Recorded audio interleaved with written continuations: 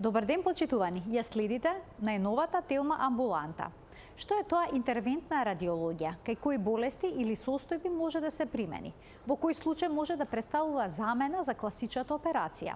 На оваа тема денеска разговараме со професор доктор Зоран Трајковски, специјалист по радиодиагностика и интервентна радиологија. Разговорот ќе го проследите, како и досега, веднаш по рекламите, а ќе имате можност и за ваши прашања во програма. Останете на Телма.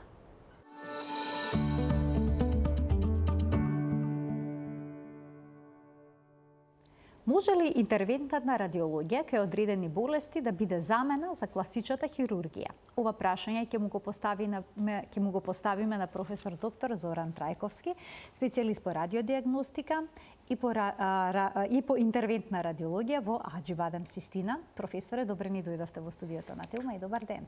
Добар ден, добро ве најдов.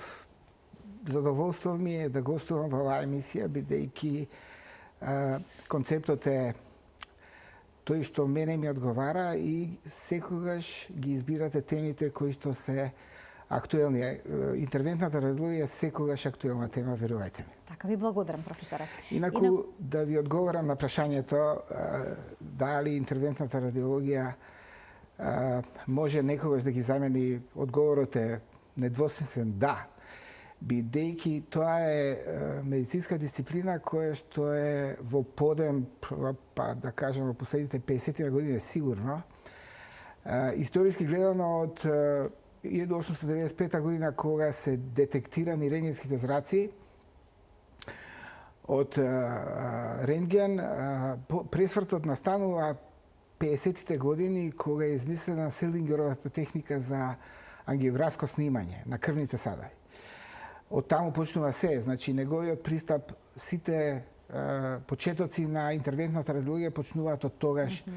Први се васкуларни процедури, а после тоа недвосмислено се шири во целата област, практички да нема поле од радиологијата, вклучително и медицината генерално, кај што ние како интервентни радиолози не влијаеме на некаков начин. А инаку интервентната радиологија е баш онака дисциплина која што лекува. Во Америка има... Така, професор, кога пациентите ќе слушнат радиологија, обично помислуваат на снимања, на сликовни диагностички методи. Па која е клучната разлика помеѓу класичната радиологија и интервентната радиологија? Да, тоа е нешто што е актуелно во светот повеќе години назад. Кај нас, да речеме, сега почнуваме. Ние она класична радиологија која што луѓето ја сметаат за нешто што е врзано со слика, со диагностика. Модерен термин, вие рековте сликовно, во англиска терминологија, па и во другите, во француска, да речеме, е имидж. Имидж не е баш слика, знаете, тоа е представа за нешто, бидејќи нашата дисциплина може слободно да се нарекува и имиджинг диагностика, знаете. Тоа е светски тренд кај што ние добиваме представа во неколку димензии, не добиваме само во анфас и во профил, како што беше порано. Гледаме рентгенска слика и се мора од тоа да кажеме. Сега многу повеќе, во тродимензионални рамнини, можеме волуменски да го анализираме процесот и предметот и човечкиот организам. Тоа важи за сите органи и системи. Нема органи и систем кои што не можеме ние да го прикажеме на некој начин. Затоа имаме моќни алатки од таа така наречена имиджинг диагностика, пред се ултразвук, компјутеризирана томографија, магнетска резонанца, PET scan, врзано со компјутеризирана томографија, постои и PET MRI, кај што е врзано со магнетска резонанца. Значи, можностите само се прошируваат, никако се стеснуваат. И нашето поле за работа се проширува. Значи, ние секој дневно добиваме нови искуства, собираме нови искуства. Во Македонија, да речеме, обиди се правени многу оддавна. Значи, со воспоставувањето на Институтот за радиологија, тогаш негде 68-69 година, почнуваат првите интервентни процедури да се прават. Од тогаш со подеми и падови, за да во последниве сигурно 10 години има страшна експанзија дури и кај нас во Македонија. Ние како институција се трудиме да ги следиме светските трендови и полека навлегуваме, нема поле кое што не можеме и не го пратиме и не можеме да го третираме и да ја примениме методата кај нас. Особено сега кога имаме и соодветна технологија. Можеме ли да симплифицираме дека интервентната радиологија е снимање и лекување истовремено? Да, значи не можете вие нешто да лекувате ако претходно немате точна диагностика и представа за тоа што се случува. Затоа ни треба многу фина и прецизна диагностика. Во глобално гледано, во иднина, барем така јас претпоставувам, ќе има луѓе кои што се бават само со диагностика и ќе има луѓе кои што се бават со интервентна радиологија. Трендовите ги диктираат американците, таму има и посебни специализации за интервентна радиологија, има посебна специализација за интервентна онкологија, да речеме, бидејќи тука се проблемите во онкологијата, се тешките пациенти, кај што ние имаме свое поле на интервентни процедури, кај што помагаме во третманот на онколошките болни. Кај кои болести состојби всушност може интервентната радиологија да даде резултати? Кај сите болести, значи нема поле кое што не можеме да детектираме. Знаете, во медицината е многу важно да поставите диагноза. Ние со нашите биоптични процедури, да речеме, кои што ги правиме секојдневно рутински, нема ден практички да не земеме биопсија, и тоа зборувам за не тенко иглена биопсија кај што гледате клетки и врз основа на тоа може да се изјасните дали е болеста бенигна или малигна, што не е мала работа. Главно ние правиме кор биопсии кај што земаме парче од кило. Тука патолозите многу повеќе може. Значи, ќе дадеме име и презиме на болеста, ќе знаеме за што се работи. Постои голема палета на имунохистохемиски и молекуларно-биолошки процедури во последно време, кај што од тој еден цилиндар, верувајте ми, може да поставиме диагноза, да видиме за точно за што се работи, да направиме молекуларно-биолошки профил на болеста и за тој пациент да дадеме адекватна терапија која што ќе биде таргетирана или целна терапија или терапија само за тој пациент, бидејќи познато е одамна дека туморите мутираат и не се сите исти. Идејата е да ние ги издиференцираме туморите и дадеме адекватна терапија која што е највредна за тој пациент. Со тоа правиме да пациентот има подолго преживување. Се уште кажуваме преживување, а во некои случаи и излекување. Особено ако се комбинира терапијата не само онколошка терапија, него и со овие новите тераписки модалитети кои што ви стојат на располагање, а тука интервентната онкологија особено, кај што ние буквално влегуваме во она што се нарекува онколошки третман во поширока смисла на зборот, кај што локорегионално делуваме на самиот процес. Ај објаснете ни како изгледа една процедура, една минимално инвазивна радиолошка процедура кај третман на тумор или пак на проширени вени? Добро, значи имаме пациент кој што доаѓа сосема случајно и случајно откриваме дека е болен од некоја малигна болест. Првиот чекор е да тоа го потврдиме. Добре. Тоа обично го потврдуваме со биопсија. Значи не може да остане се на имиджинг, бидејќи современата онкологија бара потврдена диагноза. Значи тоа е она во поширока смисла на зборот медицина базирана на докази. Доказот главно го бараме ние на патологија. Кога ќе знаеме точно за што се работи, тогаш делуваме на самиот процес. Ако е процесот, да речеме, во почетен стадиум, за тоа раната диагностика е многу важна. Да речеме, имаме туморска промена лоцирана во белодробието, некои 10 до 12 до 15 до 20 милиметри, можеме со нашите техники аблативни, да речеме, да влеземе внатре во промената, да направиме аблација и да процесот го уништиме уште кога почнал. Што е тоа аблација, само да појасним? Аблација е техника или аблативни техники кај што со помош на загревање локално над ткивото или ладење локално над ткивото или некаква струја пуштање како што е иреверзибилна електропорација во самото место, го уништуваме самиот тумор.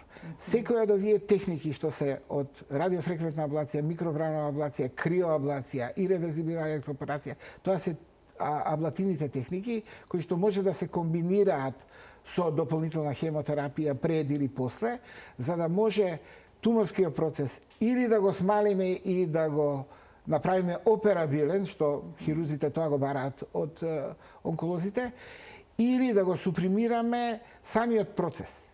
Значи, ако ние локално делуваме и го нападнеме со хемотераписките модалитети кои што онколозите подобро ги знаат, ние практички туморскиот процес ќе го бутнеме в чош, така кажам. Кога веќе ја контролираме болеста, не смееме да дозволиме да болеста биде еден чекор пред нас. Тогаш можеме да изгубиме битката. А ако бидеме ние еден чекор пред болеста, тогаш ја добиваме битката, го продолжуваме животот на пациентот. Тој се враќа во нормален живот. Може во овие онколошки третмани да делуваме, да ја супримираме болката, што е многу важна работа. Ако е пожолтен пациентот, има обструкција на жолчните патишта, можеме да ги дезобструираме и да го обезжолтиме пациентот. Некој ќе рече, па добро, да сте го обезжолтиле пациентот, не сте ја решиле болеста. Медицината има проблем со малигните болести, особено на билиарно-панкреатичното стебло, знаете. Тоа е на Господ бејата, да така кажам, да ме разберат гледачите, бидејќи се тешки болести кои што многу не изненадуваат.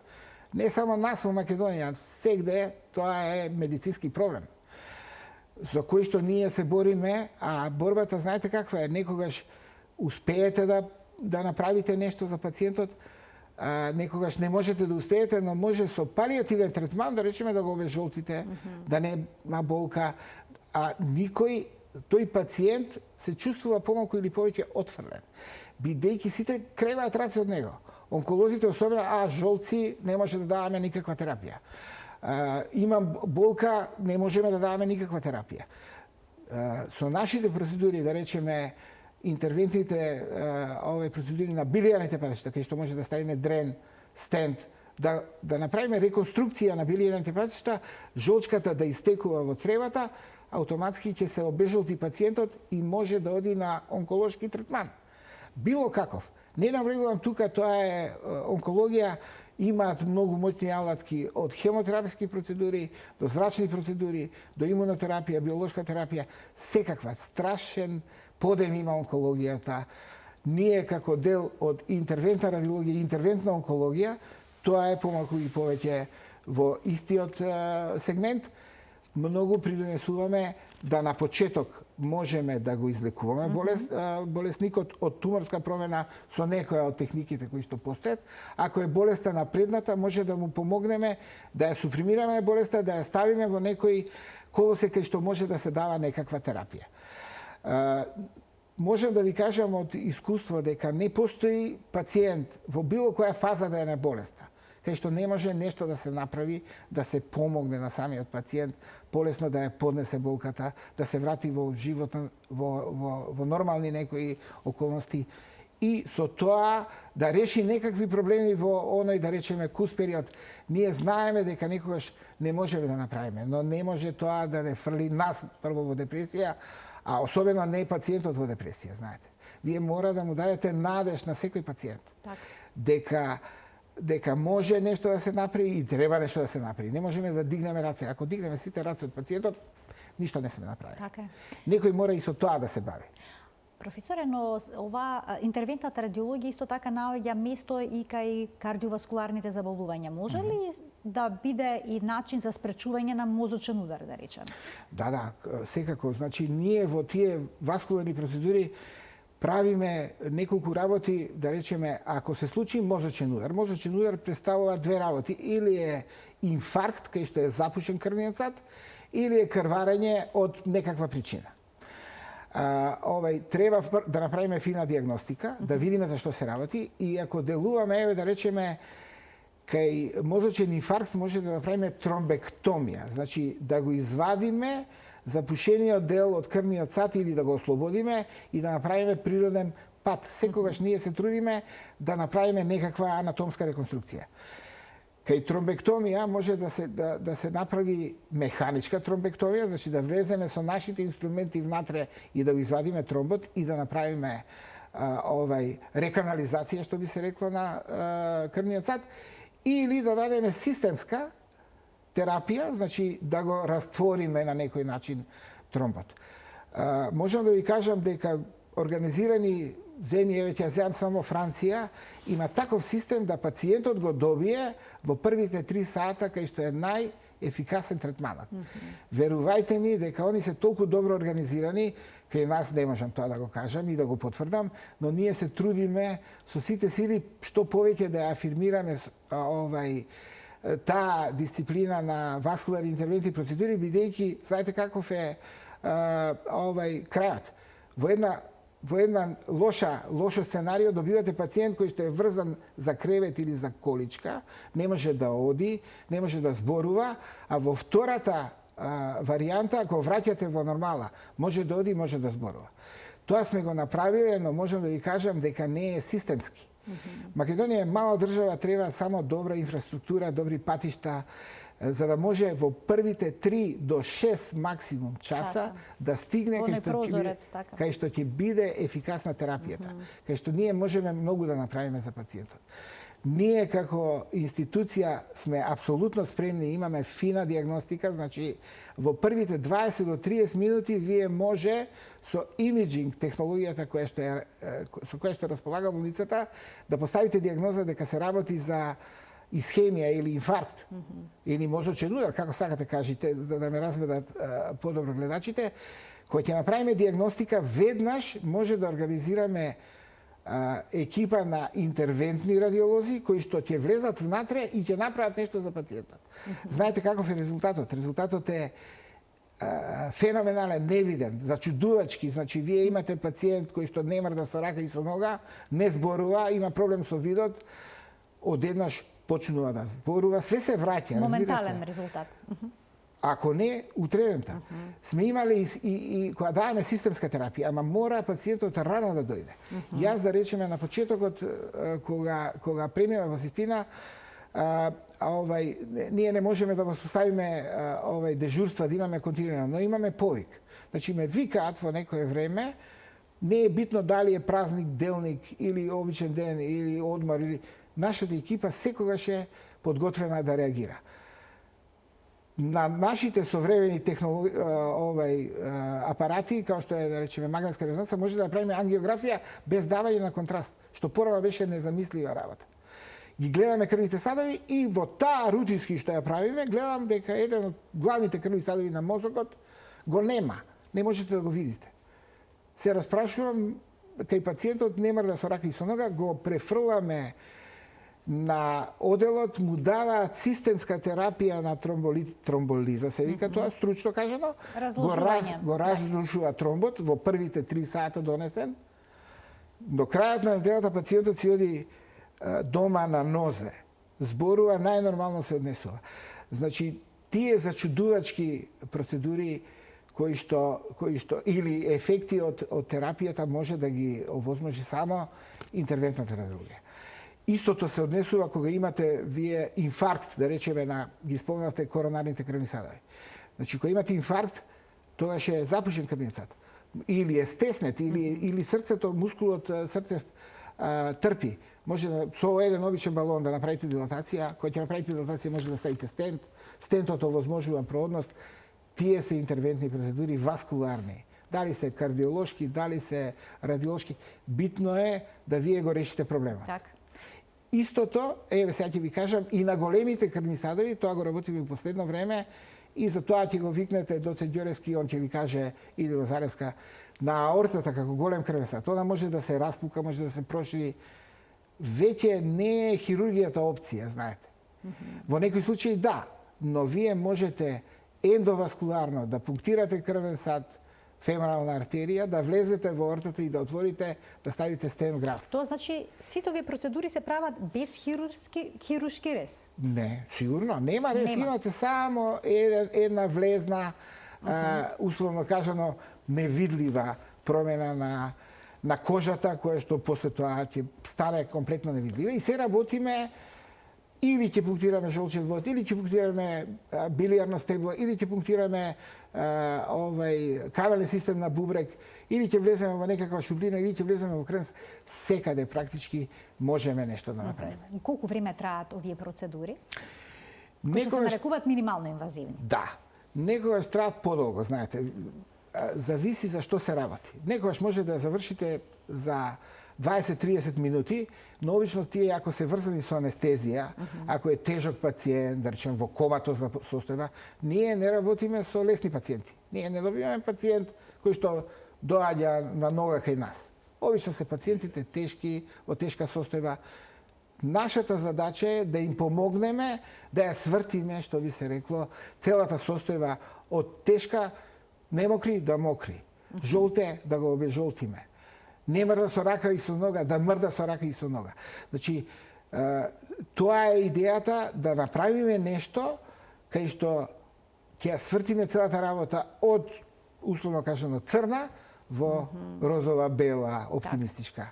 Ќе ги поканиме гледачите од овој момент да се вклучат во денешната Телма амбуланта со нивни прашања, почитувани емисијата е контактна. Професоре, може ли се тоа да биде решение и кај гинеколошките проблеми кај жените, да речеме, доколку постои некаков миом? Може. Ме прашавте за вените, значи во третман на вени порано хирурзите прави операции. Ќе земе, ќе извади едноставно вената или ќе направи стрипинг или затегање и така натаму. Сега постои многу елегантна метода, ласерска метода, кај што се влегува проширената вена, се прави практички ласеризација на самата вена и проширените вени одеднаш спласнуваат. Ефектот е одличен. Истото е кај гинеколошките состојби. Вие имате кај жените миом, да речеме, тоа е бенигна промена. Јас ви кажав дека на почеток малигните промени се таргет предизвик, бидејќи се тешки и може да прават проблеми, може да ви дадат метастази. Но и бенигните промени, кои што е миом, може да има жената пролонгирани крваречки, менструациони циклуси и така натаму. Вие едноставно може да влезете со катетер да направите емболизација на миомот и полека миомот со тек на време да го снема или да биде толку минимален што нема никаков проблем да и прави на жената. Истото е и кога има болен синдром, да речеме, кога сме во мала карлица кај жените, заради вените може да има болка во малата карлица. Ние може тие вени што се да ги емболизираме, а со тоа да го елиминираме болниот синдром. Истото го правиме, да речеме, кога има од малигна болест, малку ќе направам паралела, да речеме, кај што имате неоперабилен малигном на панкреасот. Знаете, он расте секаде. Особено расте во таа недостапна регија и има зад панкреасот еден нервен плексус, кој што он го инфилтрира, пациентот има болка, знаете.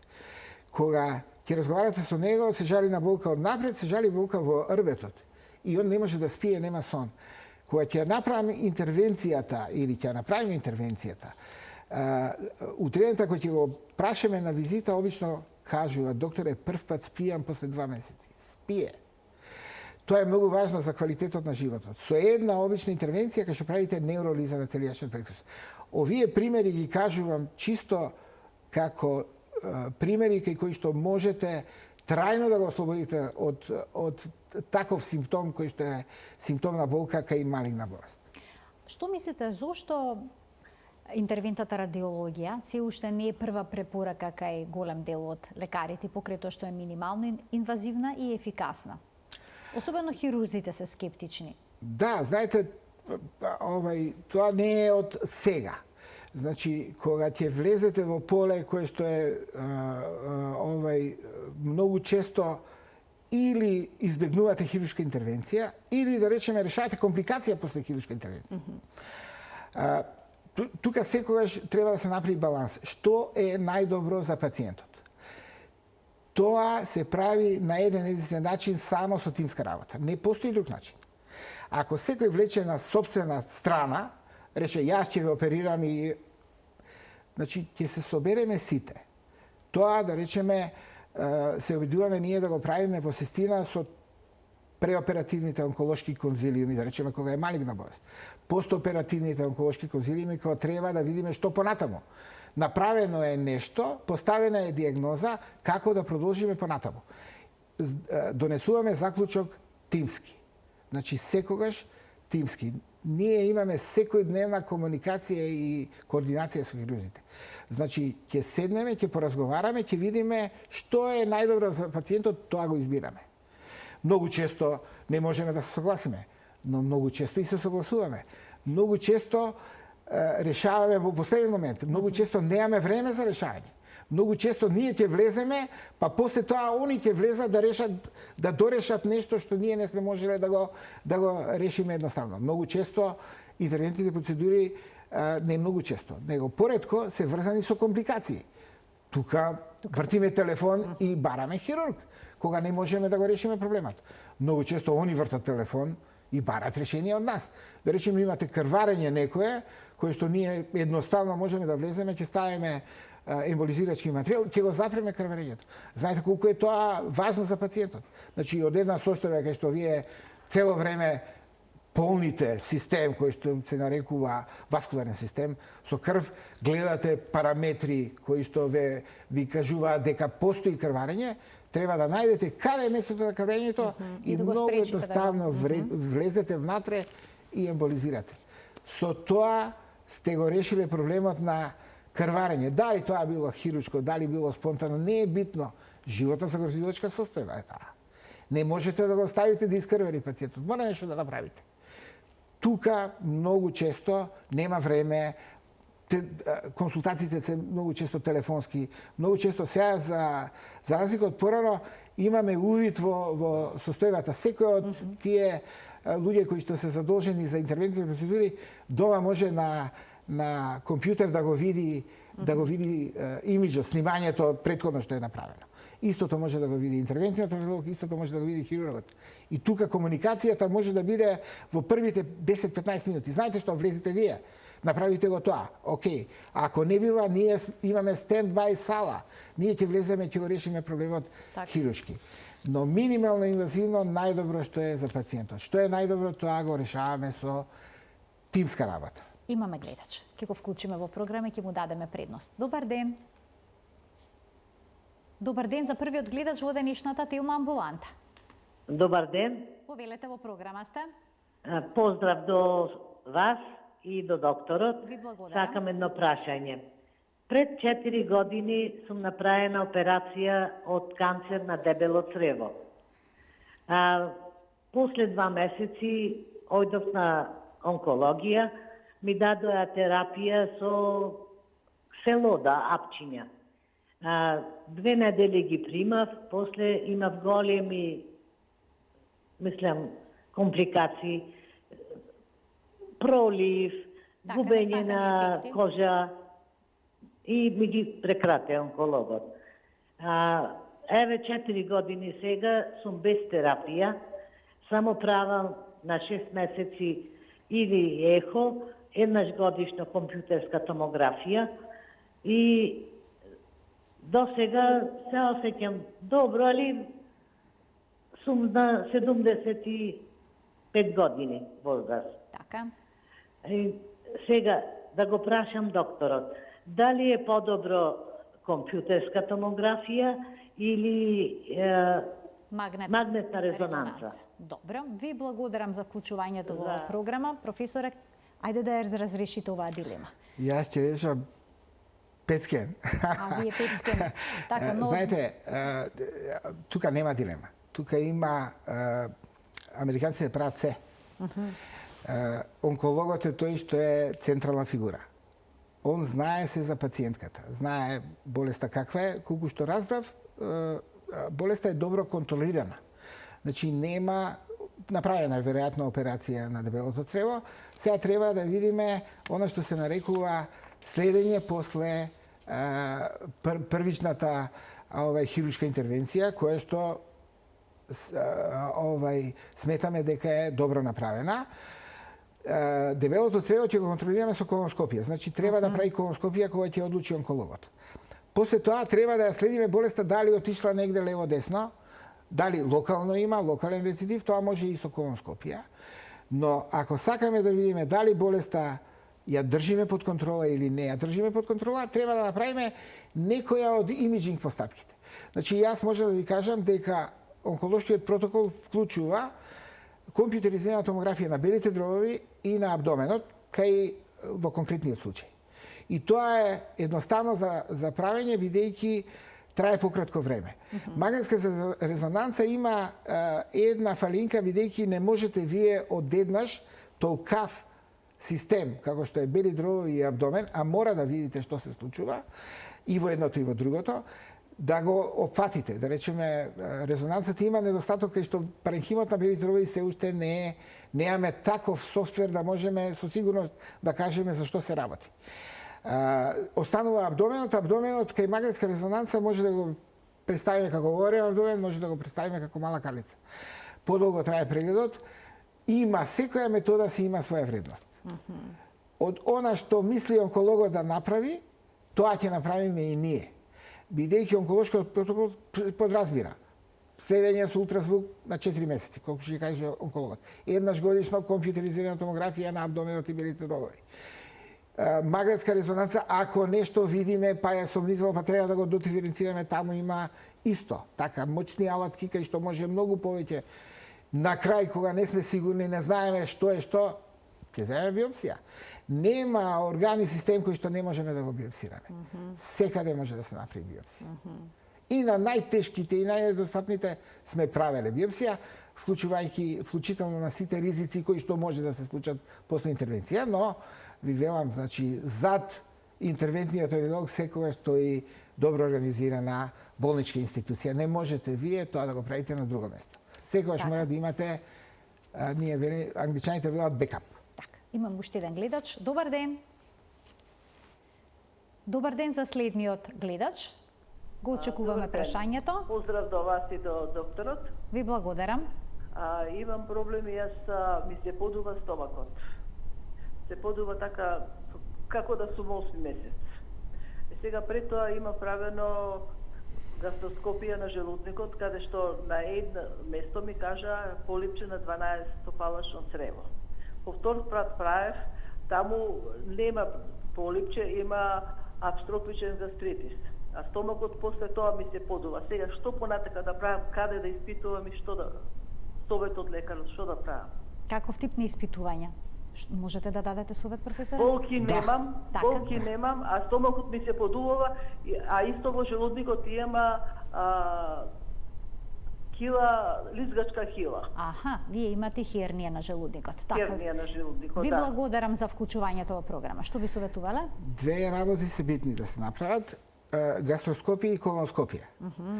Значи, со иста анестезија, тоа го работат гастроентеролозите, може да се види и желудникот и ова што ги кажа хернија, атрофичен гатрит, хипертоничен желудник, така разбрав јас дека бил како мал, како 12-стопалачно црево. Исто така треба да го видиме и дебелото црево, бидејќи причината за подуеноста може да е и дебелото црево. Обично спазан на едно место, одеднаш стомакот може да се подуе, тоа е главно заради дебелото црево. Нормално, нешто од имиджинг, значи ултразвук, наједноставно може да се направи, или компјутеризирана томографија, уште подобро на абдоменот. Но гастроскопија и колоноскопија, бидејќи се тие два органи, овие системи кај што можеме да влеземе многу лесно со инструмент, се методи број 1 за гастроинтестиналниот тракт, особено за желудникот и дебелото црево. Професоре, како пациентите да знаат дали нивната болест, нивната состојба може да се реши со интервентна радиологија наместо со хирургија? И колку често пациентите завршуваат на хируршки стол, значи се прави класична операција покрај тоа што постои интервентно решение? Да. За нивниот проблем. Да. Значи, тука решението е во консултацијата. Јас малку ќе го проширам во тимската работа, знаете. Значи, ние имаме консултација со интервентен радиолог, значи, скоро секој ден, практички можам да кажам, дека ние правиме консултации, многу често доаѓаат пациентите со една обемна документација и бараат мислење од нас.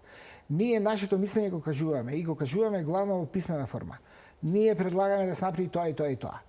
После тоа, со тоа мислење, пациентот се враќа кај својот доктор, матичен доктор, хирург, некој кој што е инволвиран во лечењето на пациентот и го гледа нашето мислење. Тука пред се треба добра едукација. Добра едукација на сите. Значи, ние се обидуваме да афирмираме интервентната радиологија кај радиолозите, значи радиолозите да знаат, и еден обичен радиолог не мора да е интервентен, да знае кои се можностите на интервентната радиологија, за да може да му сугерира на самиот пациент дека може тоа и тоа да се реши. Најдобриот начин е успешните интервенции на интервентниот радиолог. Значи, вие може да убедите секого ако интервенцијата е успешна. А ако имате, да речеме, ќе ви кажам, остеитоостеом, тоа е бенигна, промена на коска. Главниот симптом е болка. Симптомот се среќава ноќе. Пациентот не може да спие од болка. Ние влегуваме со обична игла за аблација. Дали ќе биде радиофреквентна или криоаблација, од тие две влегуваме внатре, го правиме интервенција, пациентот си оди утредента, нема болка. Истовремено и го уништуваме. Самата аблација го уништува тоа ткиво таму кое што се создало и прави проблем некаков. Разбирате? Значи, и да не зборам за бенигните и малигни исто така. Значи, ако фатите рано вие резултатите последни, да речеме не последни, него 2024 јас анализирав еден труд, да речеме за белодробни лези периферни до 2 сантима. Резултатите се исти, дали ќе направите вие интервенција хируршка, да речеме кај што треба да отстраните дел од белодробието, или ќе направите интервентна процедура. На крајот на денот ваму имате интервенција која што трае, може да ја правите и амбулантска, нема никаков проблем, или е еден ден хоспитализација само. А ваму имате интервенција која што бара хоспитализација, бара дренажа, бара ова, бара она, све бара нешто од пациентот, кај што вие ќе го постигнете истиот ефект на долгорочно гледано. Значи, кога ги анализирате тие промени во еден подолг период, да речеме со години, не може тоа на 2 случаи да правите вие и да кажете, знаете што, мојата метода е... Значи, системи кои што се организирани има добра база на податоци. Ки нас можам да ви кажам, ние не можеме да се фавалиме со добра база на податоци, да речеме да имаме еден систем кај што се бутнати сите онколошки пациенти, па сега да правиме некаква анализа. А и малку население сме. Тоа може да го прават големите држави, пред се Соединените американски, Европскиот, да речеме Европската унија, Русија, Кина, да речеме може да излезе. Турција е голема држава, 80 милиона, и они може да извадат нешто кај што ќе прават и компарација на методите и ќе кажат, знаете што, ова е подобро. Ние учиме од светското искуство, учиме и од сопственото искуство. Ние на нашите 2 случаи, да речеме, собираме искуство. А они на 200 случаи исто така можат многу повеќе да ни кажат. Тоа е медицината, значи не е медицината затворена. Медицината е динамичка секаде и секогаш треба, она што го правиме сега, да го приближиме тоа што е најново. Не е нас Македонија полето на да речеме на едукација, не на едукација, него на конкуренција, да речеме. Сега ние да се конкурираме, ние се такмичиме со светот, разбирате. Имаме уште еден гледач, ќе му дадеме предност. Добар ден. Ало? Во програма сте, го очекуваме вашето прашање. Повелете. Добар ден. Поздрав до вас и до гостинот. Благодарам. Сакам да прашам, пред 10 до 12 години помина канцерот, зрачењето, лечењето, се заврши сето тоа. Сега треба да идам, малце нормално уплав од тоа зрачење, треба да идам зрачење за друга работа, колку од рбетот, коските. Колку може да бидат штетни тие зраци, пошто малце сум оплашена од зрачењето. Овие сега рентген зраци. Од рентген зраците се плашите. Какво снимање треба да правите? Треба да правам снимање рентген на кичмата и на колко, да. Добро. А со канцерот се заврши тоа зрачење пред 10-12 години. Ви благодарам за вклучувањето во програма. Молам, пријатно. Професоре, постои стравот од зрачењето при снимањето? Јас би кажал, после долго време со занимавање на ова, секој ден сум изложен на зрачење. Пак ќе се вратам историски. Значи, од 895 година цело време се води полемика дали рентгенските зраци се штетни или не. Или колку се штетни, знаете. Ја не можам историските факти и она што е емпириска работа дека рентгенските зраци предизвикуваат ионизација. Ионизација е процес кој што го предизвикуваат и алфа зраците, и бета зраците, и гама зраците во еден нуклеарен реактор. Но има уште еден факт, две работи овде ќе потенцирам за гледачите. Нема сигурен доказ дека рентгенските зраци, како во конкретното прашање, веројатно свати, колку што сватив јас, треба да направи обична рентгенска слика, да, на рбет и на карлица. Минимално е зрачењето. Има зрачење, да, но не треба да се плашиме. Ние као диагностичари треба тоа да го кажеме јасно и гласно. Нема сигурен доказ дека рентгенските зраци предизвикуваат нешто. Зборувам за рентгенските зраци во диагностички цели, какви што јас ги применува цел свет. Диагностичката радиологија е универзална наука, не е тоа само македонски специјалитет. Исто така, покрај тоа што нема сигурен доказ дека има уште една аксиома која што секогаш ја се кажувам, дека секоја радијација, вклучувајќи и ова што е на рентгенски свет, е штетна. Тоа е факт, емпириски факт. Се што предизвикува ионизација не може да е нештетно. Но ви велам, веднаш после тоа следува и ова, нема сигурен доказ. Јас многу често го кажувам примерот што не е врзан со зрачењето. Еве, јас најодговорно ви тврдам дека ако се возите со авион, веројатно сум го кажувал, ова може ќе го повторам, од Скопје до Њујорк, ќе примите поголема доза на зрачење, само со самото тоа што се качувате на 10.000 метри, од космичкото зрачење, отколку да направите една или две графии на рентгенски во диагностички цели. Поголемо е зрачењето, таму горе. Никој за тоа не е свестен. Да јас ви кажам еден лет само, а колку авиони летаат.